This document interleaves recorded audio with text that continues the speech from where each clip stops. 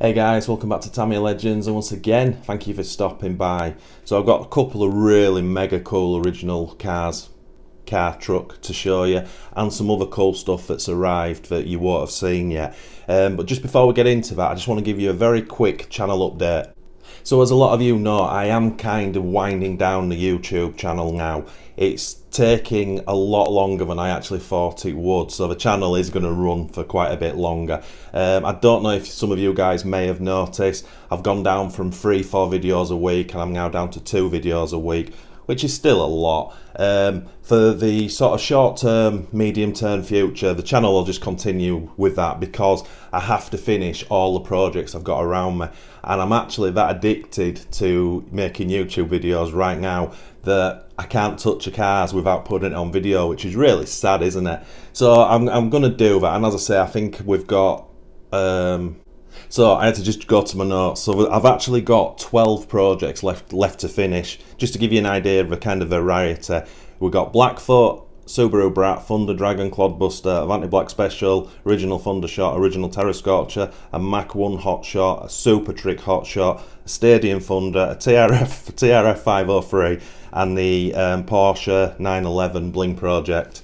So there's going to be loads to come, and obviously that's just the finishing off of the videos, and then there's a running videos and all that. So although I'm saying that I'm winding it down, which I am, it's, as far as your guys are concerned, there's content still going to be coming to you for the foreseeable future. I'm not buying anything else, and I haven't bought anything else for a long time, and I don't envisage to be honest. My kind of plan right now is once it's all done, it's done, and that'll probably be the end of it. As I say, I've done this for 22 months. It's a long time, and I've done it 22 months as what you'd class as a full-time YouTuber. I've done it as a job, which I don't want to go into why, but within those 22 months, I needed certain things to happen that I could basically pay the bills from YouTube, and that's not happened, and that's great. I've got no grudges because I've really enjoyed doing this. It's been great fun.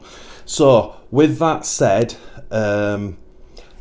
I've finally caved in, and I've set up the Tamiya Legends YouTube stop shop that a load of you guys have been asking for t-shirts and things like that. Now unfortunately this is not the best way to do it. There's a company who partner with YouTube, and they do everyone's merchandise, t-shirts, cups, mugs, whatever. They get most of the money.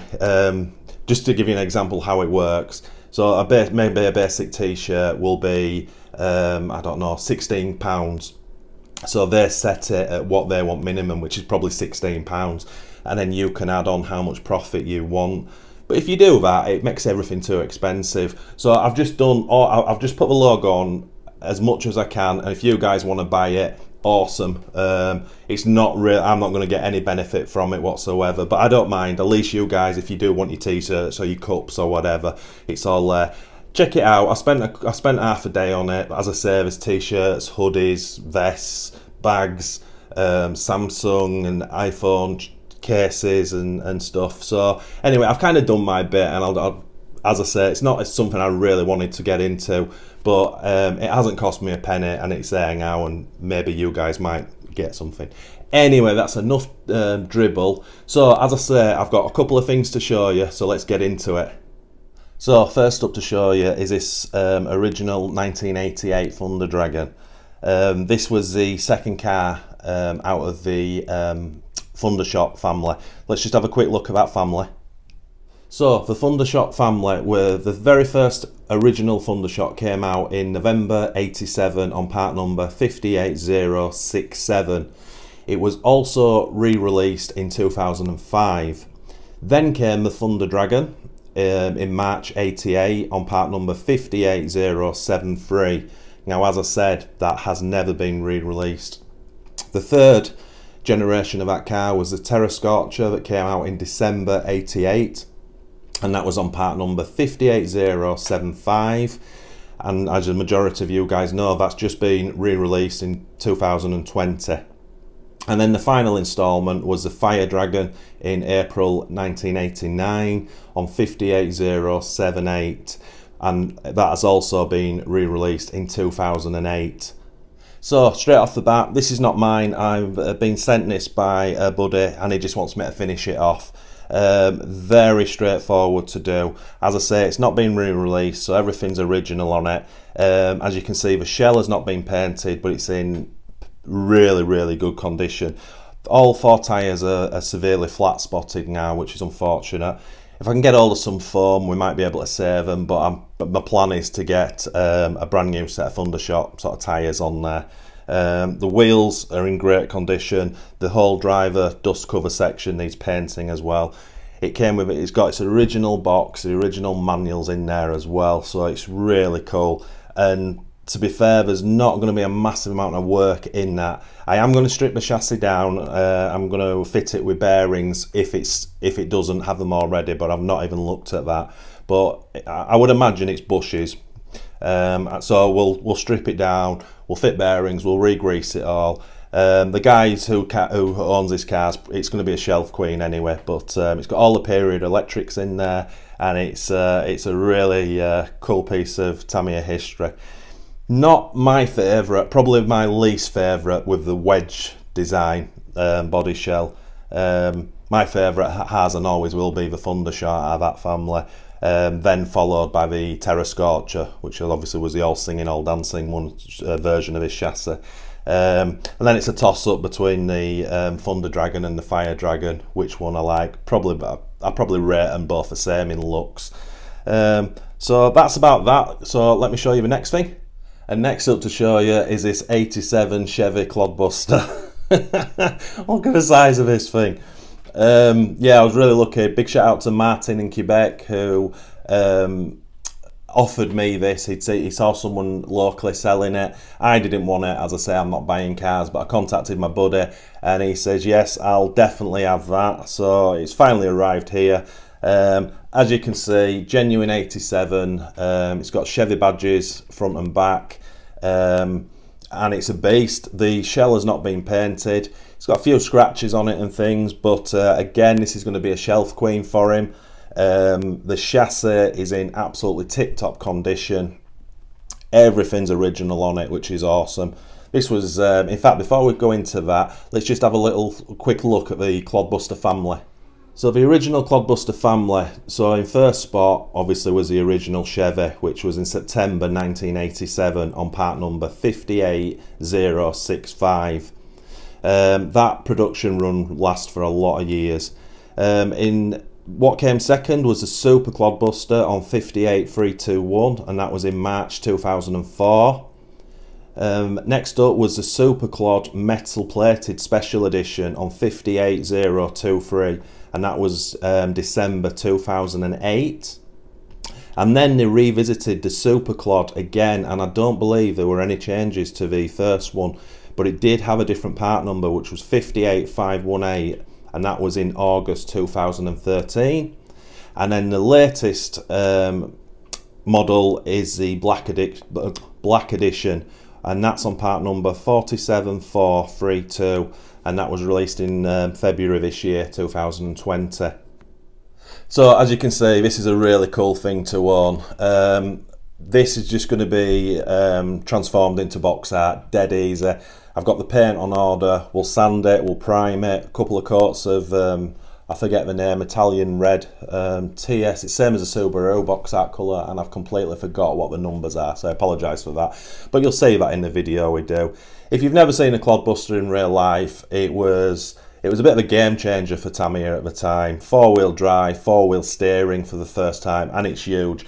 I just dug out a Tamiya Blackfoot tyre, which, you know, that's classed as a big tyre, but I mean, if you look at the size difference to the ClodBuster, it's just immense.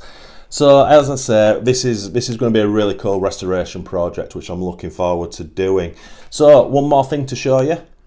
Right guys, check this running gear out. You guys who are on the Facebook group will know I've been after this setup for a long time.